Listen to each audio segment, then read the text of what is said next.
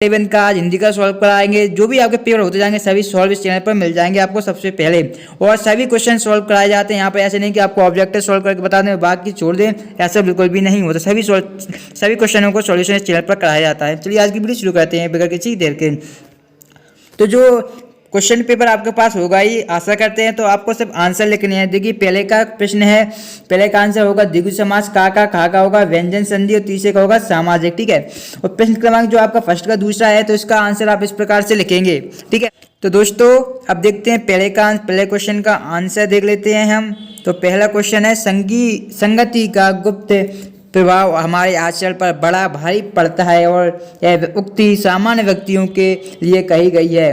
चंदन जैसे व्यक्तित्व और चरित्र वाले दृढ़ और उदार स्वभाव वाले महापुरुषों पर यह लागू नहीं होती, यानी कि जो उदार स्वभाव वाले महापुरुष होते हैं उनके लिए यह लागू नहीं होती।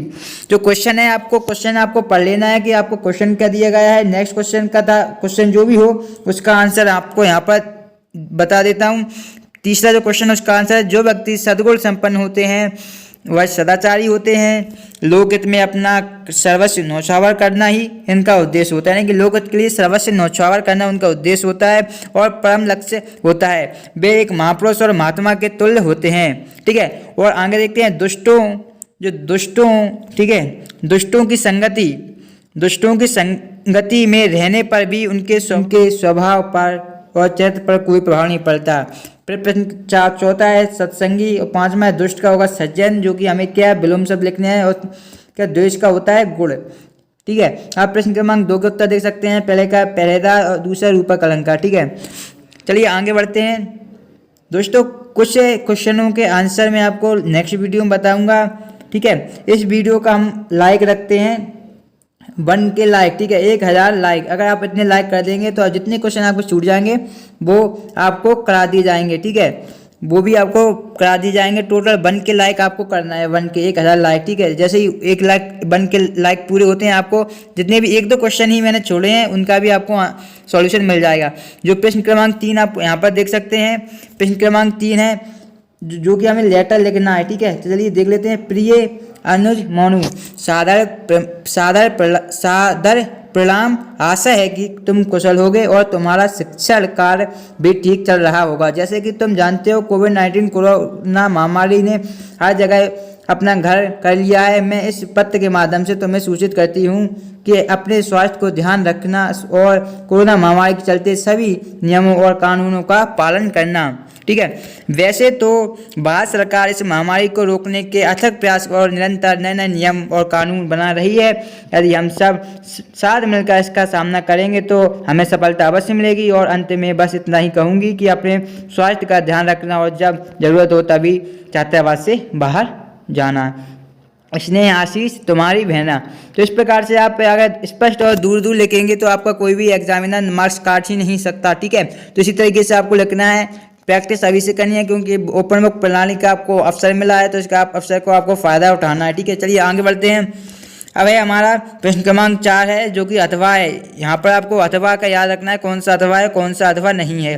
तो गुम होता बचपन, तो जो कि हमारा शीर्षक है, जो टॉपिक दिया गया था।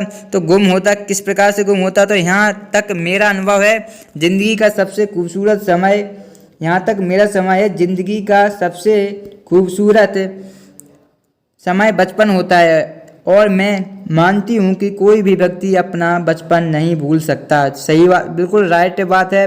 लेकिन आज के माहौल के हिसाब से देखा जाए तो जैसे बच्चों से उनका बचपन ही छीन लिया गया है। जब तक बच्चे जानते और खेलने कूदने की उम्र में आते हैं उसी वक्त उन पर पढ़ाई का बोझ लाद दिया जाता है। क्या आप पर भी ऐसा बोझ लाद दिया गया है? कमेंट बॉक्स में ज़रूर बताएं। और दूसरी और आज का ज़माना वैज्ञानिक और इलेक्ट्रॉनिक हो चुका है। बच्चे जैसे पुरानी शारीरिक और व्यायाम वाले खेलों से परिचित ही नहीं हैं। तो यहाँ पर देख सकते हैं इसी प्रकार से आपको लिखना है परिचित नहीं है। आज के बच्चों का बचपन मोबाइल, कंप्यूटर और टेलीविज़न में ही है। जैसे ये बच्चे अपनी पढ़ाई से फ्री होकर कुछ समय निकालते हैं तो वह मोबाइल और वीडियो गेम से अपना मनोरंजन करते हैं। इसका एक और कारण खेलने योग्य भूमि का अभाव और गांव से शहरों में पलायन भी है। शहर के बच्चों को तो जैसे पुराने खेल गेंद, कबड्डी, गिल्ली डंडा जैसे यहाँ पर क्या होता है, गेंद, क्लच, गिल्ली डंडा जैसे आगे देखते हैं खेलों के बारे में जानकारी ही नहीं है। इन बच्चों को देखकर ऐसा लगता है जैसे इनका बचपन कहीं गुम हो गया है। तो जो शीर्षक था इनका बचपन कहीं गुम हो गया है, वो शीर्षक के बारे में अच्छा पूरा डिटेल में समझाएगा। इस प्रकार से अगर आप लिखेंगे तो कोई भी मार्क्स आपका नहीं काटेगा। फिर है प्रश्न क्रमांक 6। प्रश्न क्रमांक 6 भी देख लेते हैं। तो प्रश्न क्रमांक 6 हमारे सत्य सत्य सत्य में पहला सत्य है, दूसरा सत्य है, तीसरा सत्य है, चौथा सत्य और पांचवा सत्य। क्रम याद रखिए, सत्य सत्य असत्य, असत्य के बाद सत्य है, फिर सत्य, यानी कि आपको ओनली जो है आपका क्या तीसरा असत्य है। इस प्रकार से आपको क्रम याद रखना है। प्रश्न क्रमांक 7 भी देख लेते हैं। 7 है जनसंचार, 2 या 2 से अधिक व्यक्तियों के बीच संदेशों का आदान प्रदान जनसंचार कहलाता है। उसके बाद जनसंचार की विशेषताएं पूछी गई हैं। तो जनसंचार संदेश भेजने वाला और प्राप्त करने वालों के बीच सीधा संबंध नहीं होता, फीडबैक तुरंत प्राप्त नहीं होता। जनसंचार के माध्यम से विश्व के किसी भी कोने में सूचनाएं भेजी या प्राप्त की जा सकती हैं। यहाँ पे प्रश्न क्रमांक 8। तो प्रश्न क्रमांक 8 का हमारा जो आंसर है, किसान की बहू को लक्ष्मी थी, यद्यपि पति, यहाँ पर कुछ घातिन जैसे लिखा गया है। घातिन इसलिए कहा गया है, यद्यपि पति घातिन इसलिए कहा गया है क्योंकि उसका पति मर गया तो इसका जिम्मेदार उसे स्वयं को ठहराया जा रहा था। तो प्रश्न क्रमांक 8 का आंसर है। यहाँ पर खा का आंसर मैं नेक्स्ट वीडियो में बता दूंगा। अगर आप 1 के लाइक कंप्लीट हो जाते हैं तो आपको बता दिया जाएगा, ठीक है। चलिए आगे बढ़ते हैं। ज़्यादातर क्वेश्चनों का सॉल्यूशन तो मैं आपको बता ही दूंगा, 1-2 क्वेश्चन अगर आप स्वयं भी करना चाहें तो कर सकते हैं, ठीक है। फिर अब हमारा क्या वाक्यांश की भाषा की विशेषताएं निम्न हैं। प्रश्न क्रमांक जो 9 था उसका उत्तर है, देख लेते हैं क्या है। उपयुक्त काव्य में राजस्थानी मिश्रित ब्रज भाषा का प्रयोग किया गया है। काव्य की भाषा में माधुर्य गुण विद्यमान है। प्रेम बोई में रूपक अलंकार है, ठीक है। चलिए आगे बढ़ते हैं। प्रश्न क्रमांक 10 देख लेते हैं। प्रश्न क्रमांक 10 है कवि के पिताजी के व्यक्तित्व की विशेषताएं। तो कवि के पिताजी उम्र में अत्यंत फुर्तीले, जोशीले और नौजवान थे, यानी पिताजी की उम्र में अत्यंत फुर्तीले भी थे, जोशीले और नौजवान थे, तो काफ़ी अच्छी बात है ये। फिर सेकेंड है, वह एक बार में 260 दंड बैठक लगा सकते थे और एक नौजवान लड़की की तरह दौड़ सकते थे। तो यह भी बहुत ही अच्छी क्वालिटी थी जो कवि के पिताजी की थी। चलिए आगे बढ़ते हैं, टाइम कम है हमारे पास तो जल्दी जल्दी देख लेते हैं। फिर है मीरा की भक्ति मार्ग की बाधाएं कौन कौन सी हैं। तो बाधाएं हैं, निम्न बाधाएं हैं मीरा के भक्ति मार्ग की। तो मीरा श्री कृष्ण को अपना पति मानकर सर्वस्व न्यौछावर कर देती हैं, जबकि सांसारिक लोग निजी स्वार्थ के चलते उनकी आलोचना करते हैं और उन्हें उल्हाना देते हैं। उनके पति द्वारा उन्हें विषपान करने के लिए विवश किया जाता है। फिर प्रश्न क्रमांक 11 देख सकते हैं आप। मियाँ नसीरुद्दीन का खानदानी पेशा रोटियां बनाना था। उन्होंने अपनी आजीविका के लिए नानबाई का धंधा अपनाया, ठीक है। यहाँ पर ऐसे कुछ लिखा गया है, नसीरुद्दीन ने नानबाई का धंधा अपने वालिद उस्ताद से सीखा। प्रश्न क्रमांक 12 का आंसर भी देख लीजिए। प्रश्न क्रमांक 12, तो 12 का जो हमारा आंसर है वो है नमक का दरोगा, ठीक है। नमक का दरोगा कहानी में पंडित अलोपीदीन के व्यक्तित्व के 2 पहलू निम्न है। पहला है धन शक्ति पर विश्वास और सुपात्र की परख, तो इसका आंसर होगा। चलिए आगे बढ़ते हैं। तो आगे यहाँ पर देख सकते हैं मियाँ नसरुद्दीन की चारित्रिक विशेषता, यानी कि उनकी चरित्र की विशेषताएं हमको यहाँ पर लिखनी है। तो चलिए एक क्वेश्चन का भी सॉल्यूशन कर देते हैं।